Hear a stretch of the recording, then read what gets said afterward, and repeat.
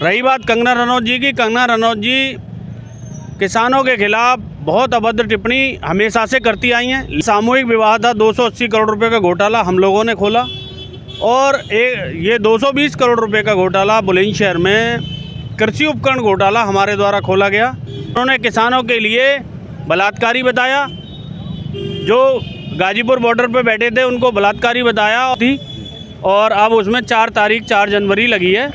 दोस्तों, आज मैं बुलंदशहर के जिलाधिकारी कार्यालय के बाहर मौजूद हूँ और यहाँ गजेंद्र शर्मा जी हैं, जिन्होंने कंगना रनौत के ऊपर एक वाद दायर किया था, और इन्होंने अभी अपनी भारतीय किसान यूनियन राष्ट्रीय पुत्र के राष्ट्रीय अध्यक्ष भी बने हैं। तो हम बात करते हैं इन्हीं से कि किस तरीके की ये जो किसान यूनियन बनाई है इन्होंने, और कंगना रनौत वाला क्या पूरा मामला है। अध्यक्ष जी, आपको पहले तो हार्दिक मेरी तरफ से शुभकामनाएं, जो आपने किसान संगठन बनाया, और ये जो संगठन है किस तरीके से काम करेगा, और कंगना रनौत वाला क्या पूरा मामला है। हमारा जो संगठन है भारतीय किसान यूनियन राष्ट्रपुत्र बहुत ईमानदारी से काम करेगा, और हम पहले भी आपने हमारा जो कार्य देखा है करने का कि भारतीय किसान यूनियन किसान शक्ति में जो हम कार्य कर रहे थे वो भी आपने देखा है। बड़ा ईमानदारी से हमने संगठन चलाया, और काफ़ी ऐसे प्रकरण जैसे सामूहिक विवाह था, 280 करोड़ रुपए का घोटाला हम लोगों ने खोला, और ये 220 करोड़ रुपए का घोटाला बुलंदशहर में कृषि उपकरण घोटाला हमारे द्वारा खोला गया, हमारे संगठन के द्वारा खोला गया। वैसे ही हमारा संगठन और ज़्यादा तत्परता के साथ काम करेगा।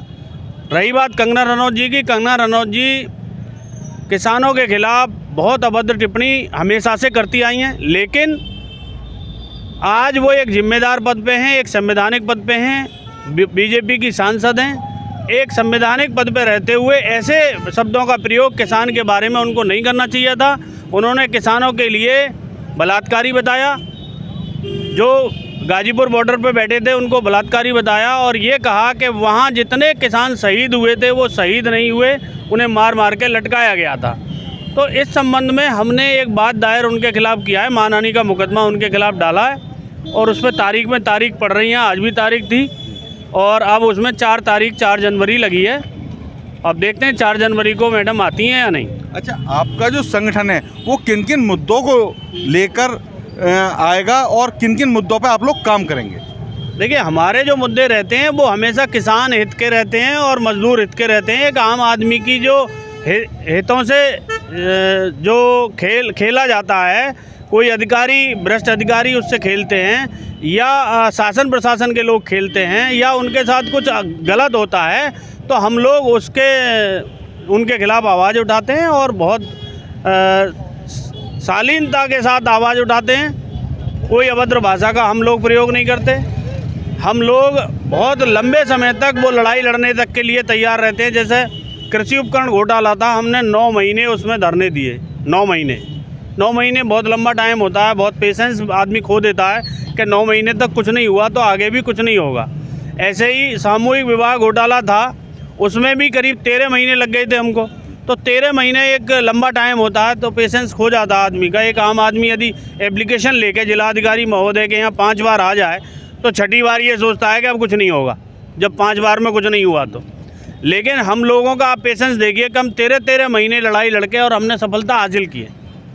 तो इसी तरह से हमारा जो संगठन है काम करता रहेगा, गरीब लोगों के लिए, मजदूर लोगों के लिए, किसानों के लिए। अच्छा, जो कृषि यंत्र मामला जो घोटाला है उसमें आगे आपकी क्या रणनीति रहेगी, और किस तरीके की उन अधिकारियों पर कार्रवाई होनी चाहिए। हमारी रणनीति यही रहेगी, एक तो कृषि उपकरण घोटाला पूरा खोला नहीं गया है। हमने उसमें मांग की थी, जो शासन प्रशासन से मांग की थी, वो पूरे कृषि उपकरण घोटाले की मांग की थी, लेकिन उन्होंने केवल और केवल बेलर की जांच कराई, जिसमें ट्रैक्टर पे 40% सब्सिडी मिल रही थी, उसकी जांच नहीं हुई। Combine machine, rotavator, cultivator, seed machine, इन तमाम मशीनों पे उस समय सब्सिडी मिल रही थी, इन सब की जाँच नहीं की गई शासन प्रशासन द्वारा। आज भी हमारी माननीय लोक आयुक्त महोदय के यहाँ फाइल पड़ी हुई है, हमने केस दायर कर रखा है। वहाँ हमारी लगातार ये मांग है कि पूरे कृषि उपकरण की जांच कराई जाए, पूरे कृषि उपकरण घोटाले की जांच कराई जाए।